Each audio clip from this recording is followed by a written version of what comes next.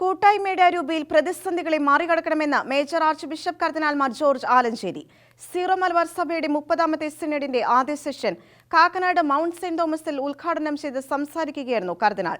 അതേസമയം രാജ്യവ്യാപകമായി ക്രൈസ്തവർക്കെതിരെയുള്ള അതിക്രമങ്ങൾ വർദ്ധിച്ചുവരുന്നത് ആശങ്കാജനകമാണെന്ന് സീറോ മലബാർ സിനഡ് വിലയിരുത്തി. കൂട്ടായ്മയുടെ അരൂപിയിൽ പ്രതിസന്ധികളെ മറികടക്കണമെന്ന് മേജർ ആർച്ച് ബിഷപ്പ് കർദിനാൾ മാർ ജോർജ് ആലഞ്ചേരി പ്രസ്താവിച്ചു. സീറോ മലബാർ സഭയുടെ 30ാമത്തെ സിനഡിന്റെ ആദ്യ സെഷൻ കാക്കനാട് മൗണ്ട് സെന്റ് തോമസിൽ ഉദ്ഘാടനം ചെയ്ത് സംസാരിക്കുകയായിരുന്നു കർദിനാൾ. കോവിഡ് മഹാമാരി മൂലം 2 വർഷങ്ങളായി ഓൺലൈനിൽ നടന്ന സിനഡുകൾക്ക് ശേഷം കർശനമായ കോവിഡ് പ്രോട്ടോകോൾ പാലിച്ചുകൊണ്ടാണ് ഇത്തവണത്തെ സമ്മേളനം ആരംഭിച്ചത്.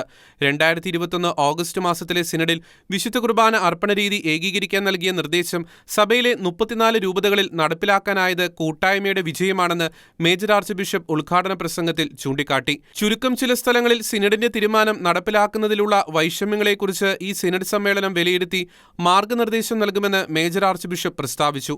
അൾത്താരയിലെ ഐക്യത്തിലൂടെ സഭയുടെ കൂട്ടായ്മയും ഐക്യവും കൂടുതൽ വർത്തമാനമാകുന്നത് ശുഭോദാർക്കമാണെന്ന് മേജർ ആർച്ച് ബിഷപ്പ് വിശദമാക്കി.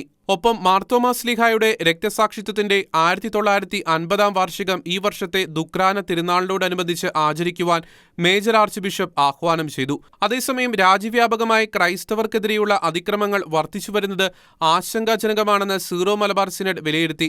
രാജ്യത്തിന്റെ മതേതര സ്വഭാവത്തിന് വിരുദ്ധമായി ക്രൈസ്തവ സ്ഥാപനങ്ങളെ തെരഞ്ഞുപിടിച്ച് ആക്രമിക്കുകയും ന്യായമായ അവകാശങ്ങൾ പോലും നിഷേധിക്കുകയും ചെയ്യുന്ന പ്രവണത വർദ്ധിച്ചുവരികയാണ്. വിശുദ്ധ മദർ തെരേസ സ്ഥാപിച്ച മിഷണറീസ് ഓഫ് ചാരിറ്റി കോൺഗ്രിഗേഷന്റെ വിവിധ സ്ഥാപനങ്ങളെ ബോധപൂർവം ലക്ഷ്യമിക്കുന്ന നിലപാടുകളും സാഗർ രൂപതയിൽ ഉൾപ്പെടെ വിവിധ സ്കൂളുകൾക്കും ഇതര സ്ഥാപനങ്ങൾക്കുമെതിരെ അടുത്ത കാലത്തുണ്ടായ അതിക്രമങ്ങൾ തികച്ചും നിർഭാഗ്യകരമാണ്.